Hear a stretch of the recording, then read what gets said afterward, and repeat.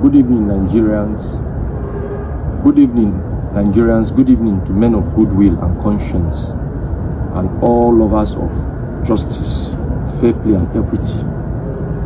The purpose of this very video will not be lost on anybody, but it's because of the case of injustice that I passed through, and they forced it upon me, to do what I am not supposed to do, because they wanted to cover that very injustice. But before I go on with this very video, I would like to observe a minute silence for the departed Chief of Army Staff, Lieutenant General T.A. Lagbaja.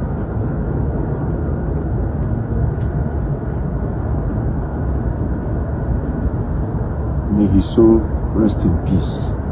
Now, I am Godson by name. I'm an ex-boy in MS-94. I passed out in the year 2000, and I was posted in that same year 2000 as a military police with my army number 00NA/94/1198.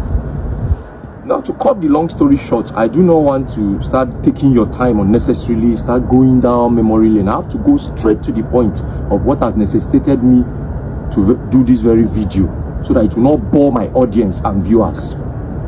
It was in the year January 2020 at 9th Brigade Provost Company, Ikeja Cantonment, under the leadership of our officer commanding, now retired, Captain B.A. Lawal.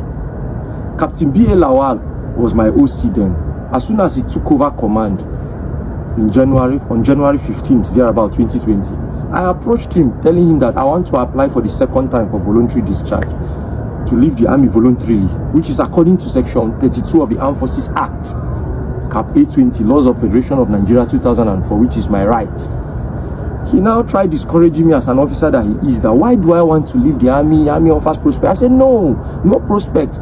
That's then that I was running my masters. I'm left with my proposal defense, internal defense, external defense, and they just brought me back, punished me for nothing. Nobody wrote to the Nigerian Defense Academy, which is a military top institution in Kaduna, where I started the masters. I was let from this same office on 2017 to start the masters, like other ex-boys. Seun Kolawole, Kazim Hassan retired, Were Aprezi and the rest. None of us were sponsored, none of them were disturbed. In fact, some even did their own abroad. They came, punished them and left them. None of them passed through all the indecency, indignities, wickedness, evil they made me to pass through. So when I told Lawal refused, that he's not going to sign my voluntary discharge and thereabout, that even him too, he is frustrated, he's about leaving the army, he has failed captain to major several times, and they've served him paper twice. And I said, sir, this is the reason why you should help me, that my promotion is not coming. I've been on the rank of corporal for long. When my mates in the officers cadre were lieutenant colonel, my mates in this other rank cadre were sergeants, and they pinned me down in one rank.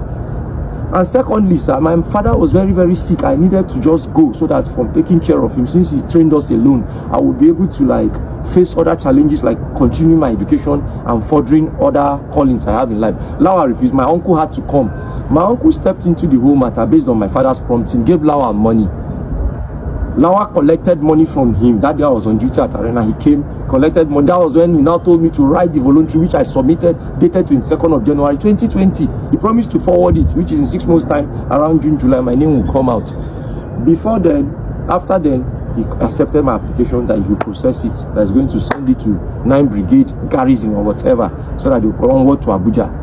I left it at that. When they reopened institutions after the coronavirus, I approached him. He released me to go to NDA. He released me to go and complete my studies, not to start a fresh studies, which I did promptly. I went to NDA, Kaduna, which is a military institution, which is a sister institution that they can easily write to withdraw me, or they can send the military police to arrest me in case I didn't go legally the way they were claiming.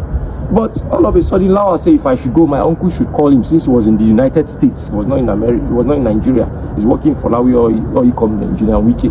So along the line, Lawal didn't get the money or the call he wanted. He booked me on a wall. But nobody called me before booking me on a wall as the procedure requires. Not even the chief clerk, as they lied in their report in the board of inquiry. They lied in the board of inquiry that warrant officer Doris Oswagu, she's a master warrant officer now, called me. And she was not even the one that was the chief clerk then. Nobody called me based on the award procedure. They went ahead, booked me on award, and nobody called me. I thought everything was going on fine. When I consulted them, they said it's not from the office. That's the whole thing. They don't even know. So along the line, let me cut the story. Let me not go too long, because the whole thing is so long and lengthy that I've written it in several applications based on section 147, subsection 1, 2, 3, 4 of the Armed Forces Act. I've written all these things. I've spent more than 500,000, if not more, than going to Abuja, printing, doing everything. Along the line, I came back in 2022. February 21st, Monday, February 21st, 2022, from school. And as soon as I came, they said they had changed Lawal in October 2021, some few months before then. They are changing because of his corrupt acts, illegalities that they call in army Kelebe. Lawa is a one-eyed captain, an officer. Everybody know him. He's a notorious man in the military police. Even as an OC, he frolics with all these G boys. They call Yahoo boys. Everybody know he doesn't have even a good record in the army. This is the same character that booked